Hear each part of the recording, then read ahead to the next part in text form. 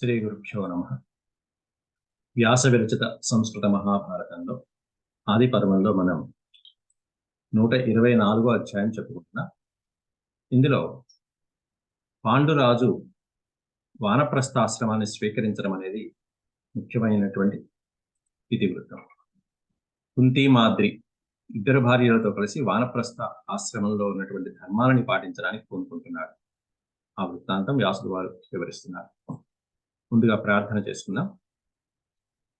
ఓం శుక్లాంబరధరం విష్ణుం శశివర్ణం చతుర్భుజం ప్రసన్నవదనం ధ్యాయేత్ సర్వవిఘ్నోపశాంతయే.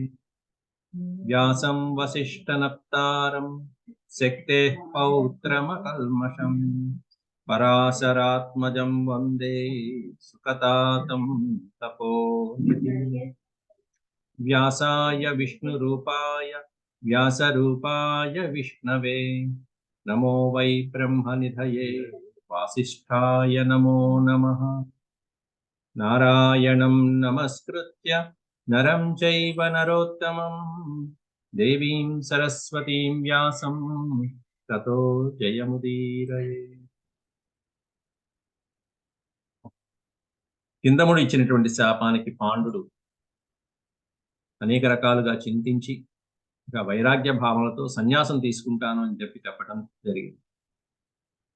ఎందుకంటే బిడ్డల్ని కనేటువంటి శక్తి లేదు, ఇక ఆయన ఇచ్చినటువంటి శాప ప్రభావంతో విరక్తి చెందాడు. పైగా తన తండ్రి విచిత్ర వీరుడు ఏ విధంగా అయితే మరణించాడో అటువంటి వ్యసనాలతో నేను కూడా ఈ విధంగా శాపగ్రస్తున్నయ్యాను కదా, ఎటువంటి వంశంలో పుట్టాను, ఎట్లాంటి వాడిని అయ్యాను అనేటువంటి బాధలో ఇక రకరకాలైనటువంటి నియమాలు పెట్టుకుంటాను అని చెప్పడంతో శ్రీ వైశంపాయన ఉవాచ 23వ శ్లోకంలో ఏవముక్త్వా సుదుఃఖార్తో నిశ్వాస పరమో నృపః అవేక్షమాణః కుంతీం చ మాద్రీం చ సమభాషత. పరమ వేడి నిట్టూర్పులతో నిశ్వాస పరమో నృపః సుదుఃఖార్తః. నృపః మహారాజు అయినటువంటి పాండు వేడి నిట్టూర్పులతో ఈ విధంగా దుఃఖిస్తూ ఉండేటప్పటికీ ఆ దుఃఖాన్ని చూసినటువంటి అవేక్షమాణ కుంతీంచ, కుంతి మాద్రులిద్దరు కూడా వారిద్దరు కూడా సమభాషత పాండురాజుతో కాస్త ఆయన్ని ఓదారుస్తూ ఆ బాధని ఎలా మార్చుకుంటే బాగుంటుంది అనేటువంటిది మంచి ఉపాయం చెప్తున్నారు. కౌసల్య విదురః క్షత్తా రాజా చ సహ బంధుభిః అవేక్షమాణ కుంతించ మాద్రీ చ సమభాషత. ఇక్కడ పాండురాజు చెప్తున్నాడు, నృపః అన్నారు అంటే పాండురాజే కుంతి మాద్రులతో సమభాషత మాట్లాడుతున్నారు. ఇప్పటిదాకా ఆయన బాధపడ్డారు, ఇప్పుడు వాళ్ళిద్దరితో చెప్తున్నాడు ఏమనంటే, మీరు రాజ్యానికి వెళ్ళి అక్కడ కౌసల్య మా అమ్మ అంబాలిక, విదురః క్షత్తా రాజా చ సహ బంధుభిః. విదురుడు అలాగే మా అన్నయ్య గారు ధృతరాష్ట్రుడు అలాగే బంధువులు ఎవరైతే ఉన్నారో రాజ్యంలో ఆ బంధువులందరి దగ్గరికి మీరు వెళ్ళండి. ఆర్య సత్యవతి భీష్మస్తే చ రాజపురోహితాః. భీష్మస్తే రాజపురోహితాః.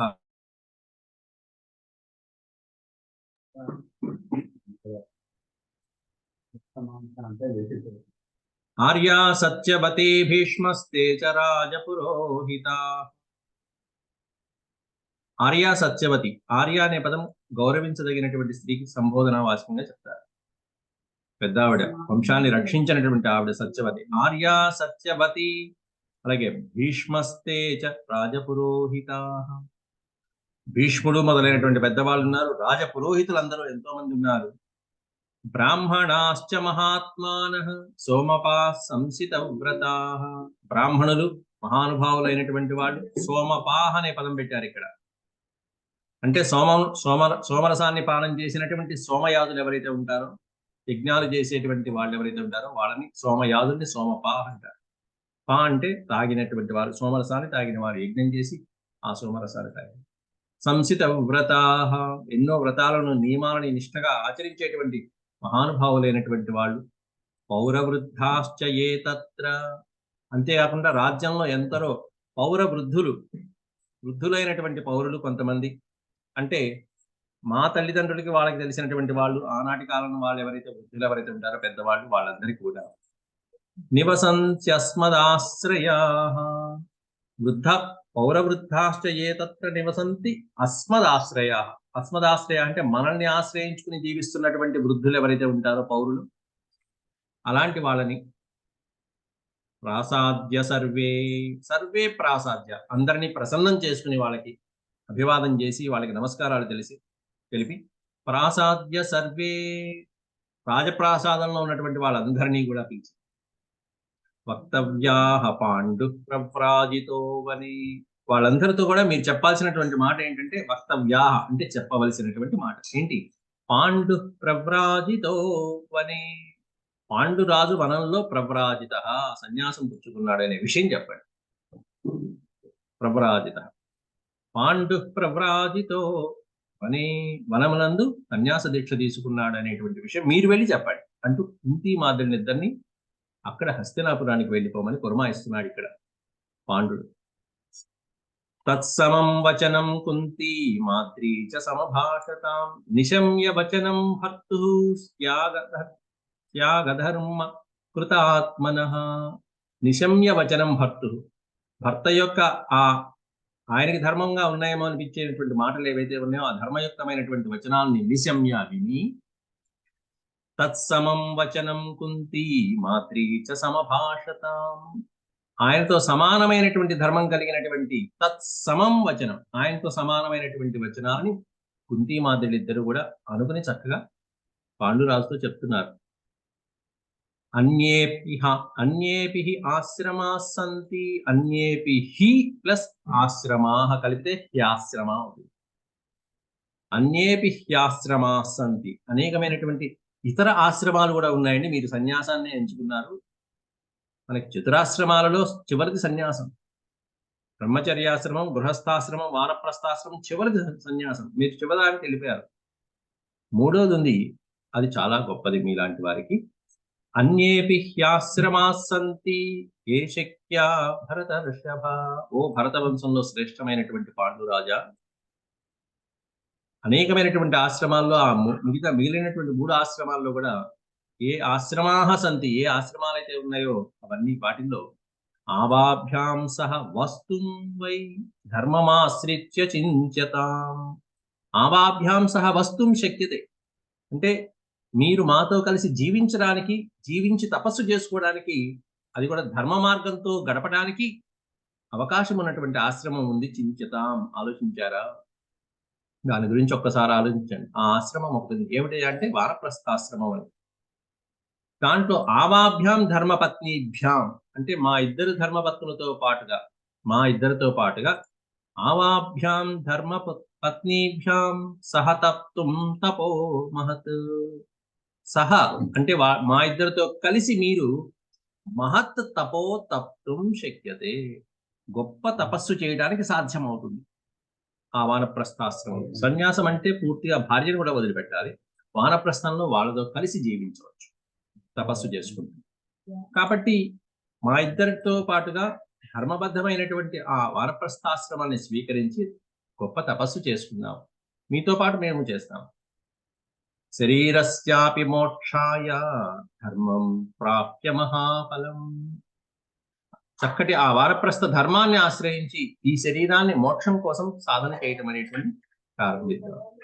గొప్ప ఫలితాన్ని పొందేటువంటి ఆ మోక్ష ఫలితాన్ని మనం పొందుతాము ఈ శరీరం ఉండగానే, జీవించి ఉండగానే. త్వమేవ భవితా భర్త స్వర్గస్యాపి న సంశయః. అంతకు తప్ప వేరే మార్గం లేదండి. అది ఉత్తమమైనటువంటి మార్గం. అంతేకాకుండా త్వమేవ భర్త భవిత స్వర్గాస్యపి. స్వర్గస్యాపి అనే పదానికి అర్థం ఏంటంటే స్వర్గలోకంలో అయినా సరే మీరు మాకే భర్త. మీరు తప్ప మాకు అన్యులు భర్తలు కాదు, మీరే మాకు భర్త. త్వమేవ భవితా భర్త స్వర్గస్య న సంశయ. ఇందులో సందేహమే లేదండి. ఏ లోకానికి వెళ్ళినా ఏ జన్మ ఎత్తినా సరే మీరే మాకు భర్తగా లభించాలి. ప్రణిధాయేంద్రియ గ్రామం భర్తృలోకపరాయణి త్యక్త్వా కామసుఖే హ్యావాం తప్స్యవో విపులం తపః. ప్రణిధాయ ఇంద్రియ గ్రామం ఇంద్రియ సుఖాలన్నింటినీ కూడా త్యజించి విడిచిపెట్టి ఇంద్రియాలని జయించి భర్తృలోకపరాయణే భర్తనే ఆధారంగా చేసుకుని జీవించేటువంటి మాకు మీలాగనే మేము మీ వెనకాలే మీ అడుగుజాడల్లో నడుస్తాం. ఎలా అంటే త్యక్వా కామసుఖే హ్యావాం, ఆవాం అనే దానికి అర్థం మేమిద్దరం కూడా కామ సుఖాలని వదిలిపెట్టేస్తాం. కామాల్ని సుఖాలని శారీరక సుఖాలని త్యక్వా విడిచిపెట్టి త్యక్వా కామసుఖే హ్యావాం తప్స్యవో విపులం తపః, మేము కూడా విపులం తపః తప్స్యత, గొప్ప తపస్సులో మేము కూడా తపస్సు చేసుకుంటూ జీవితం గడుపుతాం. ఇంతకు మించి ఉత్తమమైనటువంటి మార్గం కనిపించడం లేదు. యది చావాం మహాప్రాజ్ఞ యక్షసి త్వం విశాంపతే, యది చావాం మహాప్రాజ్ఞ త్యక్షసి, మహానుభావ ఇంతకంటే భిన్నంగా జరిగితే ఇక మేమిద్దరం జీవించలేము, ఈ క్షణంలోనే మీ ముందే ప్రాణాలు విడిచిపెడతాము. అద్యైవాహాం ప్రహాస్యావో, అద్యైవ అంటే ఈ క్షణంలోనే, మీకంటే ముందే మేమిద్దరం మరణిస్తాం. ప్రహాస్యావ అంటే అసూలు వాస్తాం, మా ప్రాణాలు తీసుకుంటాం. జీవితం నాత్ర సంశయ, మేమిద్దరం ప్రాణాలతో ఉండలేం ఇలా గనక జరగకపోతే అని చెప్పి కుంతీ మాతృలిద్దరు కూడా పాండు రాజుని మెల్లగా ఆయన మనస్సుని సన్యాసాశ్రమం నుంచి మరలించారు ప్రస్తుతానికి వానప్రస్థం మీదకి. నిన్నటిదాకా అనేకమైనటువంటి శ్లోకాల్లో నేను అలా జీవిస్తా ఇలా జీవిస్తా, అట్లా ఉంటే ఆ చెట్టు కింద కూర్చుంటా, అలా దుమ్ముకు ధూళితో ఉంటాను, ద్వంద్వాలలో ఎటువంటి విధంగా నేను ప్రవర్తించను, నా బుద్ధిని స్థిరంగా ఉంచుకుంటాను అన్నటువంటి వాడు కాస్త మెల్లగా వీళ్ళ మాటలు విని కాస్త కుదిరపడ్డాడు. రేపు ఎల్లుంటే మళ్ళీ కుంతి మాదిరిని పిల్లల్ని కంటారంటూ మొదలు పెడతారు. మళ్ళీ మామూలే. ఆ బాధ వచ్చిన కాసేపు మనసులా కాస్త దుఃఖంలో బాధలో ఎన్నో రకాల నిర్ణయాలు తీసుకుంటూ ఉంటారు. తర్వాత మళ్ళీ వచ్చేటప్పటికి మెల్లగా మారిపోతూ ఉంటాయి. అలాగే కదా మరి పంచపాండవుల్ని కన్నాడుగా తర్వాత మళ్ళీ ఈయన యొక్క ప్రేరేపణతో. పాండురువాచ యది వ్యవసితం హేతత్ యువయోర్ధర్మ సంహితం, యువయో అనే పదానికి అర్థం మీ ఇద్దరివి ధర్మ సంహితమైనటువంటి ఈ వచనాలు, యది వ్యవసితం ఇవి నిశ్చయమైతే గనక, మీ ధర్మ సంహితమైనటువంటి ఈ వచనాలు, ఈ నిర్ణయం మీదే అయినట్టయితే గనక, స్వవృత్తిమనువర్తిష్యే తామహం పితురవ్యయాం, అట్లయితే నేను కూడా మీరు చెప్పినట్టుగా వానప్రస్థాశ్రమాన్ని స్వీకరించడానికి ఇష్టపడుతున్నాను. ఎట్లా అంటే తాం అహం పితురవ్యయాం, మా తండ్రి వ్యాస భగవానుడు స్వీకరించినటువంటి అద్భుతమైనటువంటి ఆ వానప్రస్థాశ్రమంలో ఆయన పెట్టుకున్నటువంటి లక్షణాలతో ఆయన పెట్టుకున్నటువంటి విధంగా నేను జీవిస్తాను. స్వవృత్తిమనువర్తిష్యే పితురవ్యయాం, పితుహు స్వవృత్తిం అనువర్తిష్యే, పితుమనువర్తిష్యే అంటే తండ్రిని అనుసరిస్తాను.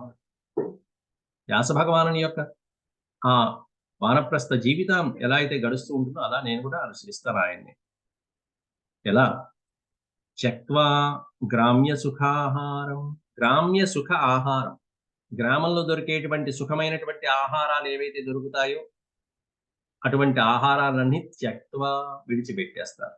గ్రామ్య సుఖాహారం అంటే ఆశ్రమాల పక్కన, అడవుల పక్కన, వనాల పక్కన ఉండేటువంటి గ్రామాలు ఏవైతే ఉంటాయో ఆ గ్రామాల్లో దొరికేటువంటి చక్కటి ఆహార పదార్థాలను వదిలిపెట్టేస్తారు. అంటే గ్రామాల్లోకి వెళ్ళరన్నట్టుగా చెప్తున్నాడు.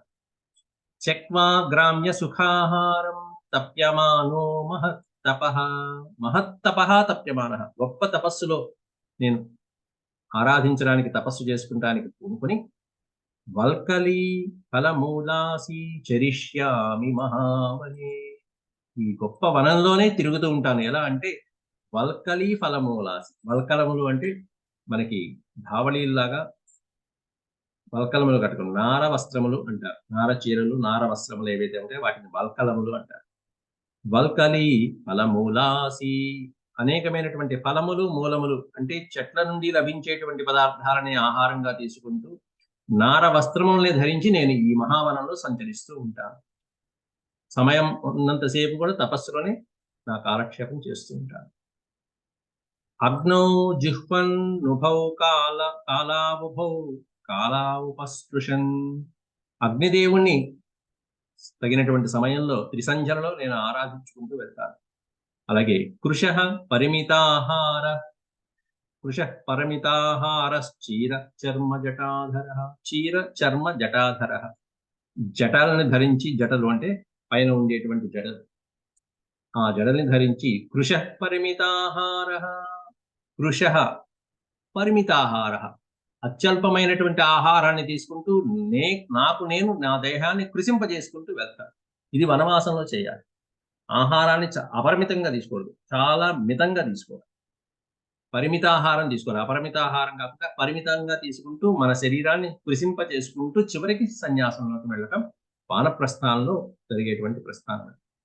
అంతేకాకుండా శీతవాతా తపసః క్షుత్పిపాసానవేక్షకః తపసా దుశ్చరేణేదం శరీరం ఉపశోషయన్ శరీరాన్ని కృషింపచేసేటువంటి విధంగా శీతవాతా తపస్సః. శీతము అంటే చలి, వాతము అంటే గాలి, ఆతపము అంటే ఎండ. అంటే ఎండలైనా వానలైనా చలైనా వీటికి సహిస్తూ వాటిని భరిస్తూ క్షుత్ పిపాస అనవేక్షక ఆకలి దప్పుల్ని తట్టుకుంటూ నా తపశ్శక్తితో నా శరీరాన్ని కృషింప చేసుకుంటూ నేను వెళ్ళిపోతాను. తపసా దుశ్చరేణేదం శరీరముపశోషయన్. దుస్సహమైనటువంటి తపస్సు చేసుకుంటూ ఈ శరీరాన్ని శుష్కింప చేసుకుంటూ వెళ్ళిపోతాను. ఏకాంతశిలీ విమృశన్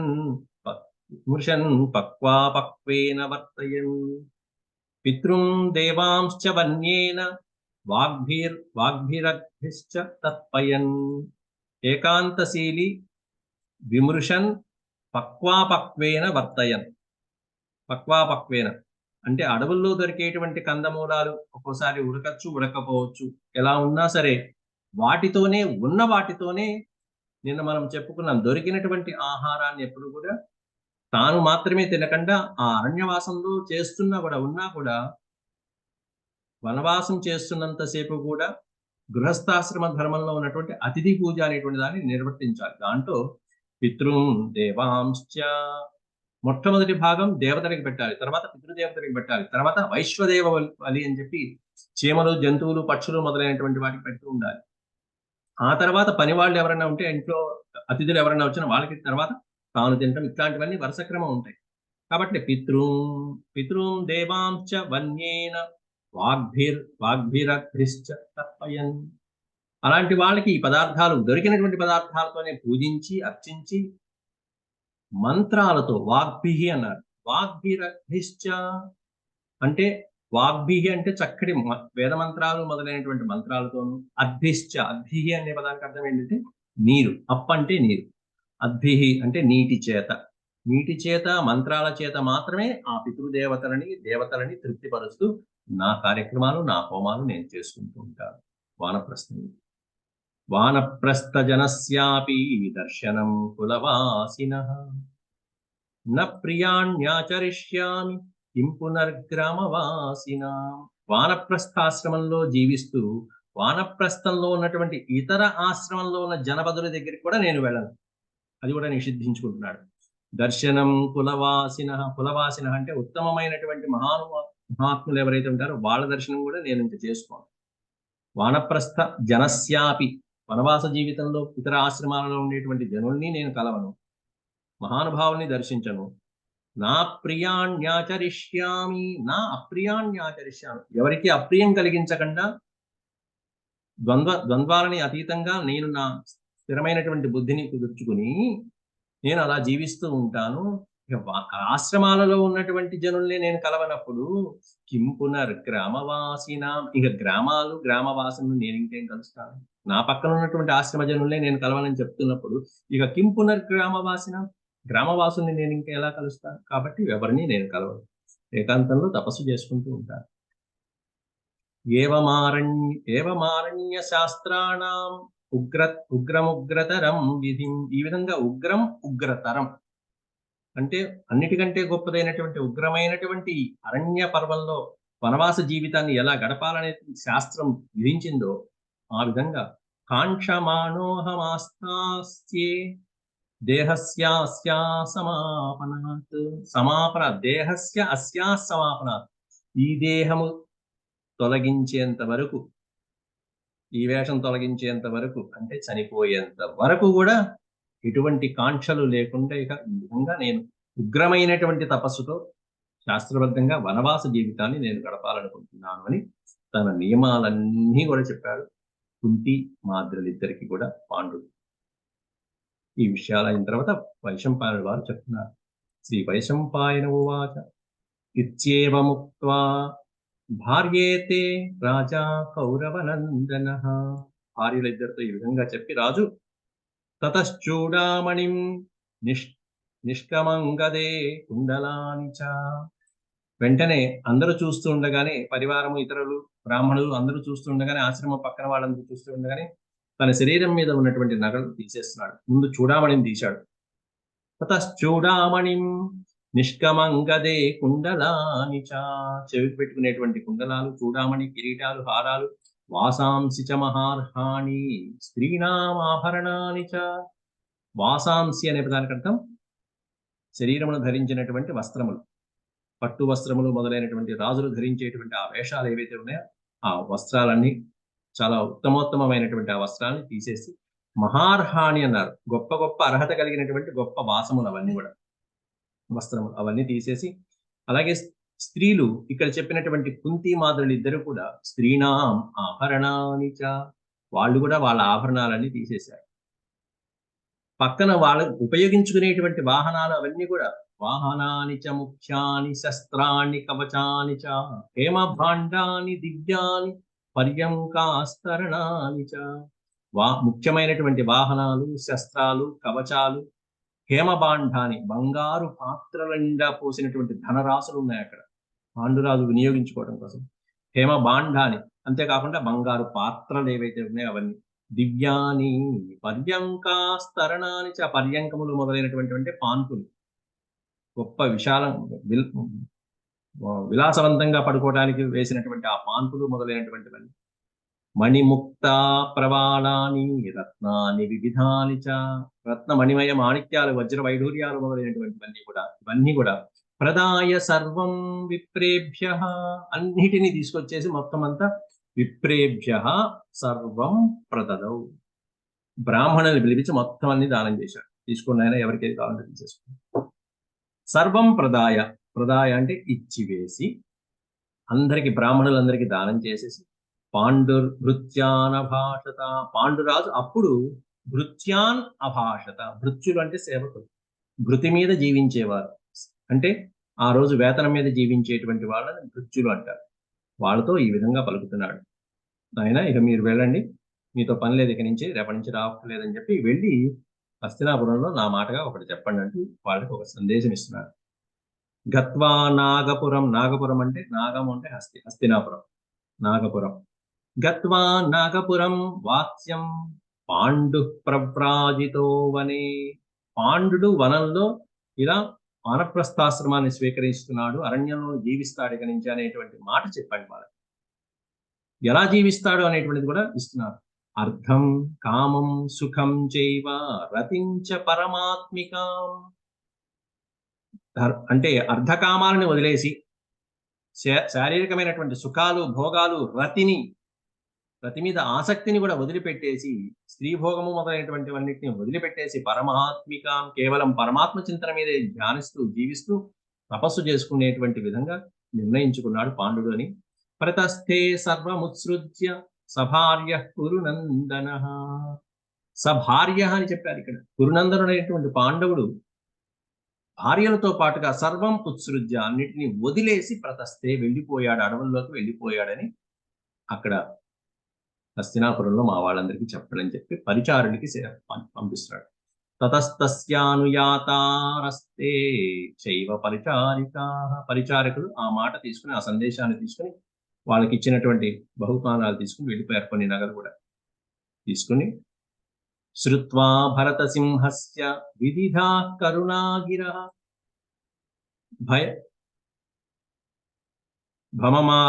భమమార్తస్వరం కృత్వా హాహేతి పరిచుకృషు. ఎప్పుడైతే ఆ నిర్ణయాన్ని ప్రకటించాడో, కరుణవంతమైనటువంటి ఆ వాక్కులు వినేటప్పటికీ అక్కడ భరతసింహస్య అనే విశేషణం వాడారు. అంటే భరతవంశంలో సింహము వంటి వాడు, పురుష సింహం స్వరూపుడైనటువంటి ఆ పాండురాజు యొక్క కరుణావంతమైనటువంటి ఆ గిరహ వాక్కులు వినేటప్పటికీ చుట్టుపక్కల ఉన్నటువంటి వారందరూ కూడా ఒక్కసారిగా హాహేతి పరిచకృషు, అవునా అవునా అలాగా అయ్యో అయ్యో అయ్యో అనేటువంటి సంబోధనలు ఏవైతే ఉంటాయో, ఆహా ఇది పరిచకృషు ఆక్రోశంతో సంబోధన ఏవైతే చేస్తూ ఉంటామో మనం, అయ్యో అలా వద్దు అనేటువంటి సంబోధనలు ఏవైతే ఉంటాయో అవన్నీ కూడా అక్కడ చుట్టుపక్కల వాళ్ళందరూ నివారించడానికి ప్రయత్నిస్తున్నారు. కానీ ఈయన నిర్ణయం మార్చుకోలేదు. కృష్ణమశ్రు విముంచంతం తం విహాయ మహీపతిం యయుర్నాగపురం తూర్ణం సర్వమాదాయ తద్ధనం. ఉష్ణమశ్రుం విముంచంతం అంటే వేడి నిట్టూర్పులు విడిచిపెడుతూ ఆ సేవకులు, ఉష్ణం అశ్రుహు కన్నీటి బిందువు, విముంచం విడిచిపెడుతూ, తం విహాయ మహీపతిం మహీపతిం విహాయ మహారాజుని విడిచిపెట్టి ఆ సేవకులు తద్ధనం సర్వమాదాయ ఆయన ఇచ్చినటువంటి ధనమంతా తీసుకుని యయుర్నాగపురం తూర్ణం వెంటనే నాగపురం యయుహు నాగపురానికి వెళ్ళిపోయారు, హస్తినాపురానికి వెళ్ళిపోయారు ఈ సేవకులు ఆయన ఇచ్చినటువంటి ధనంతో. అక్కడికి వెళ్ళి చెప్పారు విషయాన్ని. తే గత్వా నగరం రాజ్ఞో యథా వృత్తం మహాత్మనః కథయాం చక్రిరే రాజ్ఞః తద్ధనం వివిధం దదుః. మహారాజు ఇచ్చినటువంటి ఆ ధనం కూడా చూపించి ఇదిగో ఈ ధనం ఇచ్చారండి అని కథయాం చక్రిరే జరిగినటువంటి వృత్తాంతం కథనంతా కూడా చక్రిరే. అక్కడ ధృతరాష్ట్రాదులు ఎవరైతే ఉన్నారో భీష్మ ధృతరాష్ట్రాదులందరికీ కూడా యథావృత్తం మహానుభావుడు చెప్పినటువంటి ఆ వృత్తాంతం అంతా చెప్పారు సేవకులు. శ్రుత్వా తేభ్యస్తతః సర్వం యథావృత్తం మహావనే ధృతరాష్ట్రో నరశ్రేష్ఠః పాండుమేవాన్వశోచత. ధృతరాష్ట్రుడు నరశ్రేష్ఠుడైనటువంటి ఆ ధృతరాష్ట్రుడు అక్కడ రాజ్యాన్ని పరిపాలిస్తున్నాడు. పాండురాజుని తలుచుకుని విపరీతంగా బాధపడ్డాడు. అదృష్టవశాత్తు ఈ సమయానికి ధృతరాష్ట్రుడికి ఇంకా ఆ మనసులో కుళ్ళు కుతంత్రాలనేవి లోపల ప్రవేశించాల. పిల్లవాడు జన్మించినప్పటి నుంచి కలిగింది, దుర్యోధనుడు జన్మించినప్పటి నుంచి మారిపోయాడు. పాండు మహారాజుతో ఉన్న సంబంధం చెప్పినంత వరకు కూడా వ్యాసుల వారు ధృతరాష్ట్రుని చాలా చక్కగా చూపించారు. పాండురాజు ఆ విధంగా తీసుకుంటున్నాడనేటప్పటికీ చాలా బాధపడ్డాడు ధృతరాష్ట్రుడు.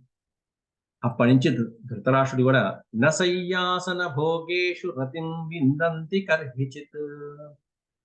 నిద్ర లేదు, సుఖం లేదు, భోగాలు లేవు, రతి మీద ఆసక్తి లేదు, ఏమాత్రము జీవితం మీద ఆసక్తి లేకుండానే అలా ధృతరాష్ట్రుడు తన జీవితాన్ని గడిపాడు. పాండు మహారాజు ఈ విధంగా చేశాడు అనేటువంటి బాధ, ఆయన వానప్రస్థానికి వెళ్ళిపోయాడు అనేటువంటి బాధను ధృతరాష్ట్రుడు కూడా సోదరులాగానే బతకాలని ఆలోచించుకుని పాపం కానీ రాజ్యం విడిచిపెట్టకుండా పరిపాలించాలనేటువంటి ఆ సంకల్పంతోనే ఉన్నాడు. భ్రాతృశోక సమావిష్ట తమేవార్థం విచింతయన్ తమేవార్థం విచింతయన్ అతని కోసమే ఆలోచిస్తూ భ్రాతృశోక సోదరుని తలుచుకుని విపరీతమైనటువంటి బాధలో మునిగిపోయాడు.